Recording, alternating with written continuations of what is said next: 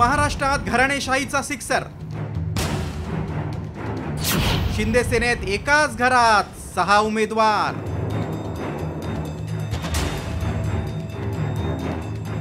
कार्यकर्त्यांच्या खांद्यावर घराणेशाहीचा भार।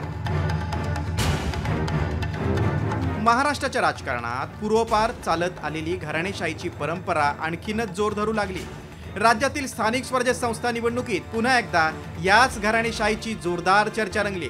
त्याला कारण ठरलंय शिंदे सेनेनं कुळगाव बदलापूर नगर परिषदेमध्ये एकाच घरात दिलेले 6 उमेदवार। यामुळे मात्र महाराष्ट्राच्या राजकारणात सामान्य कार्यकर्त्यांचं स्थान फक्त सतरंजा उचलण्यापुरतच मर्यादित राहिलंय का, असा सवाल पुन्हा एकदा उपस्थित केला जातोय।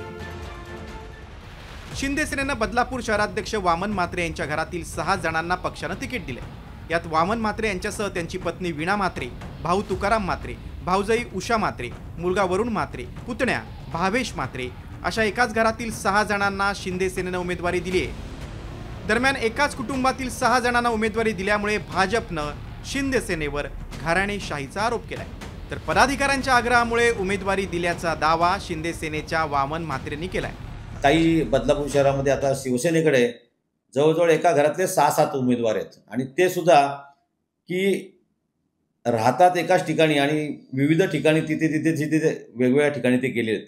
तसं भारतीय जनता पार्टीमध्ये एकही उमेदवार नाही। आता जे 2 नगरसेवक आम्ही आमच्या कुटुंबातले दिलेले त्या ठिकाणी ओबीसी रिझर्वेशन होतं। आमच्या पदाधिकाऱ्यांच्या मागणीनुसार आम्ही ते दोघांना उमेदवारी दिलेली आणि पक्ष संघटना चालवताना कुठच्याही प्रकारची बिनविरोध सीट कुठच्याही प्रभागामध्ये जाऊ नये म्हणून आम्ही हा पक्षासाठी आणि तिथल्या स्थानिक कार्यकर्त्यांसाठी हा निर्णय घेतलेला।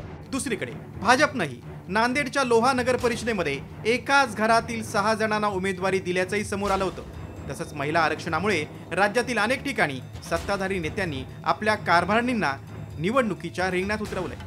काँग्रेस राष्ट्रवादीवर घराणेशाहीचे आरोप करणाऱ्या भाजप आणि शिंदे सेनेतही यापेक्षा वेगळं चित्र नसल्याचं पालिका निवडणुकीत समोर आलंय। जर उमेदवार मिळत नसल्यामुळे नेते हे करत असतील तर लोकशाहीची ही दयनीय अवस्था म्हणावी लागेल।